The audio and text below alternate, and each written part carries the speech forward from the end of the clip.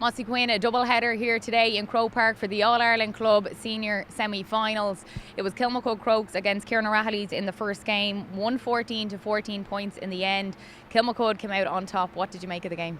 They did, Aisling. Yeah, I'd say it was an entertaining game. I think Kilmacud are the better team throughout. They have a better balance throughout the squad for me. I think they had better performances, they had bigger spread of scores, and they'll be very happy with probably 55, 56 minutes, but they'll be disappointed with how they closed the game out from their side. They kind of kept Kerrin O'Rahillys in the game, and in fairness to the Kerry men, they kept going right till the end, and they made sure they made it an extremely tight finish, and it was a goal line clearance at the last play of the game from full forward Darragh Mullen that finished it off. But it was an entertaining game. But again, I think Kilmacud would be happy to get over it, but I think they'll realise that they're going to have to step it up again now in a couple of weeks' time. Yeah, as you said, it went right to the wire, and coming into this game, Kilmacud Crokes, they were hot favourites, but I think a lot of us knew with Kerrin O'Rahilly and the strength and depth they have within that squad that it wasn't going to be like that.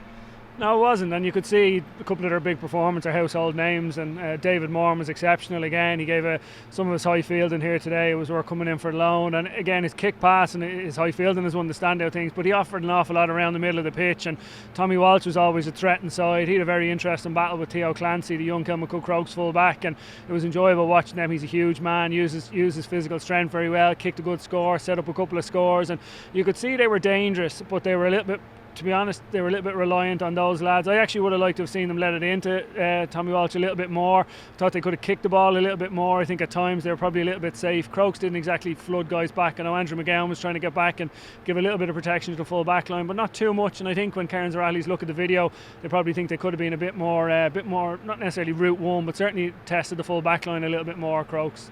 Yeah, we were talking about it here just in the press area to let the ball into Tommy Walsh. Like, he was calling for it quite a lot, and when they did, that created a lot of their scores. He laid it off, and Barry John Keane or whoever got on the end of it were popping the scores over, and that's how they got a lot of their scores.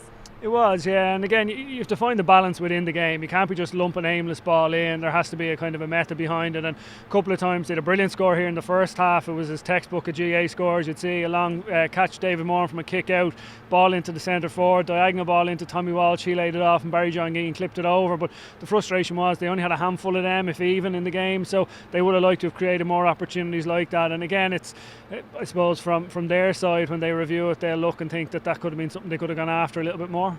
And we spoke about David Moran and his clean catches from midfield. They were so impressive, but I think in that second half, Kilmacud, they changed it up a little bit and maybe stopped that from happening so much because he was so influential.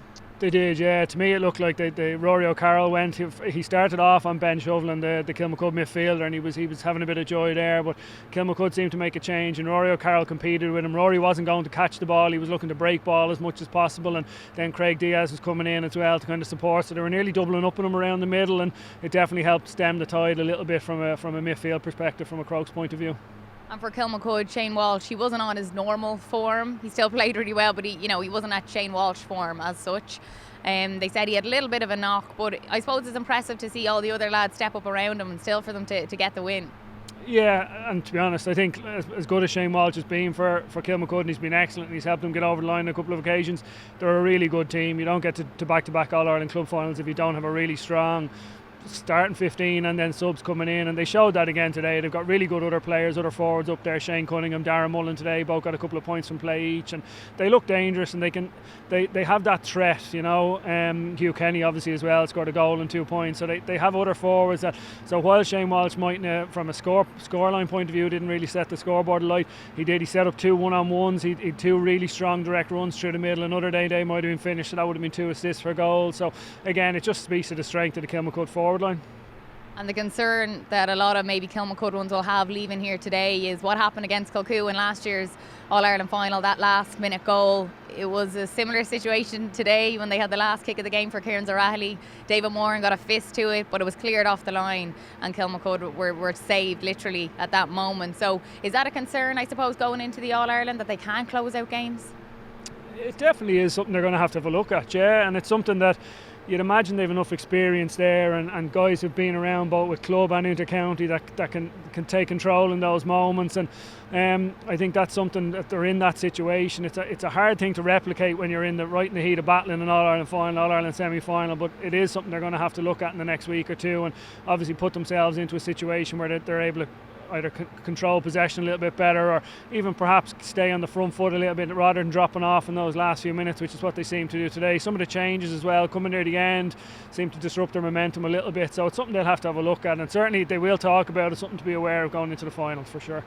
Yeah, it's something they definitely will look at going into the final against Glen, and that was the second semi-final here today. Glen against Moycullen, 111 to 12 points. It was Glen that hung on. Again, it was similar to the first game, which it was the last kick of the game going for a goal, but it was Glen of Derry that held on, and they're in their first ever All-Ireland senior final. They are, and deservedly so. Again, very similar to the first game. They were the better team. Again, they had more threat throughout the team, and I think they got off to a really good start, fast start here. 4 points from play in the first 10 minutes, and looked like they were going to pull away. In fairness, Moycullen stayed in the game. A lot of it through frees, through Desi Canali. He kicked a lot of good frees during the game. But I think the goal right after half time really set them up. It was back to a 1 point game and a really well taken goal from their wing back, and it gave them that little bit of buffer that they kept throughout the second half. And it'll be again, they probably kept the game a little bit closer than probably needed to be. I think when they review it, there was probably opportunities there that they might have stretched the lead a little bit and had a bit more of a comfortable last few minutes. But again, similar to Kerrin O'Rahillys, Moycullen kept going right till the end. And the partnership in midfield, Glen, Conor Glass and Emmett Bradley. I thought Emmett Bradley was one of the best games I've seen him play in a long time. He had 3 points today. He was just very influential. He was excellent. The two of them get through a mountain of work in the middle. They compete for ball in the air, they work hard. Some of their tackling's excellent. Conor Glass also got forward and kicked an excellent point as well when they really needed it. So two of them show great leadership. They're big, strong men. They're real leaders out there in how they perform, and you could see that today at times. They were an out ball for their defence. They're getting back to supporting them, and two massive contributions today. And you mentioned Desi Canali. He could have brought it back to a 1 point game. It was 53 minutes gone. He'd already scored, I think he scored 8 points today from frees, and he could have brought it back to a 1 point game at that point, but it just crept to the left and wide. That probably was a changing moment in the game. It definitely was, yeah, and that's it's the life of a free taker sometimes. You know, it was a really important free that they needed, and you could sense the momentum in the ground. They got a turnover off a short kick out that they turned over, and it was an opportunity to really put the squeeze on. That goes over. It's a 1 point game. There's even more pressure on the next kick out. So I think it was even compounded when he missed the free.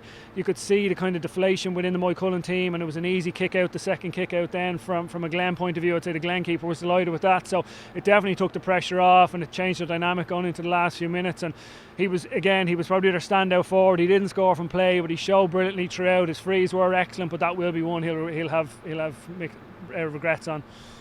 And it's Kilmacud against Glen in the final now, so how do you think that's going to go? It's going to be very interesting, you know. I think they're both very, very solid defensively. I think that's the one thing. Kilmacud, much and all as we've spoken about some of their attacking talent, they don't concede goal chances really at all. And they haven't conceded too many goals. I don't know if they conceded a goal through Leinster at all, and they obviously didn't again here today. So I think and again the Glen are very strong defensively. So I think it'll be set up. I think it'll be very cagey. I think there'll be a lot of bodies back behind the ball at times, and they'll be patient forwards. You'll see them trying to spread it out and trying to pick pockets or pick holes, and I think it'll be very interesting. I think I'd like to see Paul Mannion we saw here in the warm-up this afternoon. He was tugged out, didn't do a huge amount in the warm-up, but is in football boots, is in his gear. He's going to be close, yeah. So again, he'd be a massive boost for Kilmacud if he was able to come on off the bench for 15 or 20 minutes, which I think when you get to this stage of the competition, you want to see the best players playing, and I think that'd be brilliant if he was available. I think it'd be a massive boost to Crokes, but it's set up to be a great game. I think everyone coming in today probably had the expectation that Crokes and Glen were going to be in the final, and now we have it. So we will really see who are the best team in Ireland this year. Are you going to give me a prediction? If you want a prediction now, I'll go with, I think Kilmacud will get over the line. I think they'll have learned from last year enough, and I think their strength and depth, I think their squad is strong enough to get them over the line. I think they'll just do enough to win.